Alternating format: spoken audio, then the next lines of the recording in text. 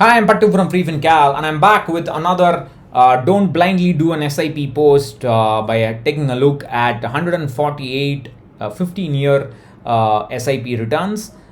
These are equity funds and aggressive hybrid funds, and the period is from 1st August 2005 to 7th August 2020. And the bad news is about half of them don't manage a double digit return. 71 of them have a return less than 10%. Now the full list is available here. I forgot to add it in the community today. I think I'll just add it right now. Please don't use this study to choose the best fund. That's not the point here. The idea of this study is to tell you that if you blindly do an SIP over the long term and hope everything will turn out okay in the past, disregarding the mutual fund disclaimers that there are no guarantees, then you're leaving the fate of your investments to luck. Don't do it. Your hard-earned money should not be decided by luck. You should have a role to play in it. If you just do SIP and hope everything will turn out okay in the end, this is the kind of fate that you will get. Please don't say, oh, this I am calculating returns at a bad time. I mean, your goals will wait for a good time, is it? Whenever you want money, you will get, your market will be up, everything will be green.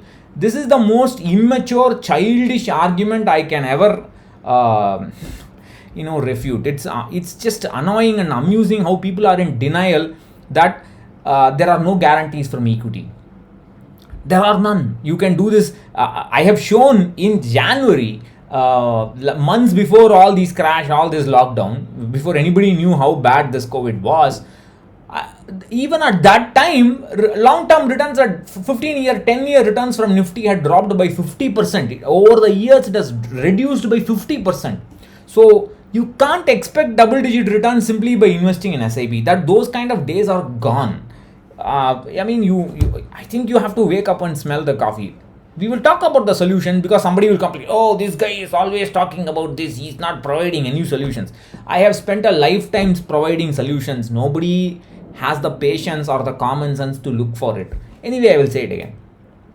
So, alright, so the full data is here, and I will just give you what is probably the most sobering data, the comparison with PPF, because it's 15 years, obviously the duration can be compared, is comparable to PPF, and only 77 out of 148 funds have managed to get a 2% outperformance. So when you are investing in PPF, it's absolutely risk free. There's no tension. You know the kind of approximate return, and over the past 15 years, it's been like 8% for most of the time. It went up a little bit up to 8.7, I think, and quickly dropped down. Now it's about 7.1, 7.2, something like that. I forgot. So the approximately 8% benchmark you can keep over 15 years is a reasonable estimate. And for the risk you take, a significantly higher risk you take by investing in equity, you want 2% more return before tax. 2% more return, that is 10% return from equity over 15 years, disciplined SIP and all that thing. That's a fair expectation. Only 77 funds have managed to do this, 52%, about half. So it's basically whether your fund will beat SIP or not, whether your fund will beat PPF or not, you are not investing in SIP. Whether your fund will beat PPF or not is pretty much a coin toss. And this is the grim reality. And people are shocked by this. I don't know why. They say very clearly, the mutual funds say there's no past performance is not a guarantee of future performance. They say there are no guarantees. But everything, they say mutual funds are subject to market risk. What the hell does that mean? Do you simply think if you just do an SIP and wait, everything will turn out all right, is it? This is, I mean, if you are still thinking that you are in denial, I don't know what to say. You're playing with your money. That's all I will say. All right. So the data is here. I'm not going to bother you with the data. I will tell you the solution.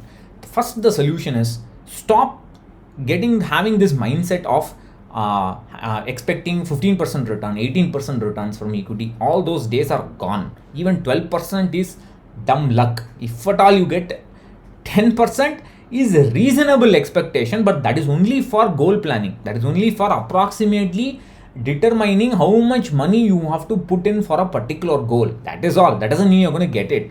But after you start investing, you should have a proper plan about how to reduce equity allocation systematically, methodically, right from the start you should have that plan factored in, and you should always, every year you should tell yourself, okay, when I started, the current cost of my goal was 5 lakhs, for example. Today that current cost has gone to 6.5 lakhs.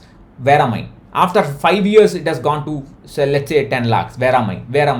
At every point in time you should be able to open your portfolio dashboard, wherever Excel, wherever all those fancy apps, wherever you're using, that should tell you where you are.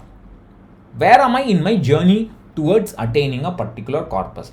When you focus on the corpus, you shift your focus from the returns, you look at the asset allocation. That is going to be the only way you make sure you don't rely on luck for your goals. You cannot wait and hope for equity to deliver. That will not work in real time. You have to be nimble, you have to change strategy. If equity is not working for 5-6 years and your deadline is in the next 5-6 years, you have to change strategy and shift to debt. It doesn't matter what, that's life. There's no guarantees, but ultimately it's not about the return that matters. It's about money you need. And please recognize there's no proven path. There's no this is the road that will take you to success. That only an advisor who doesn't have clients will say. That kind of thing. I will hold your hand, I will hold your favorite body part and retake you, and all that kind of nonsense. It's just garbage. Nobody knows. Portfolio management is reacting to a particular situation, but with reasonable planning beforehand. And you should be able to, know how to react only if you have done enough planning.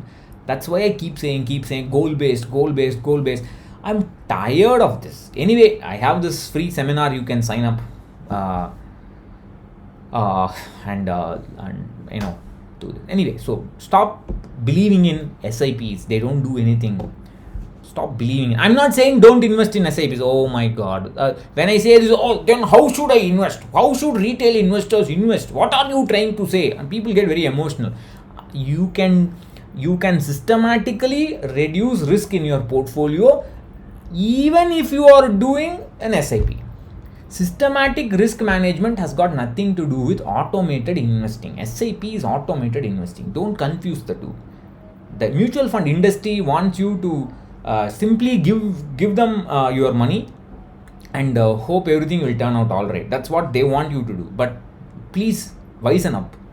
Bye bye.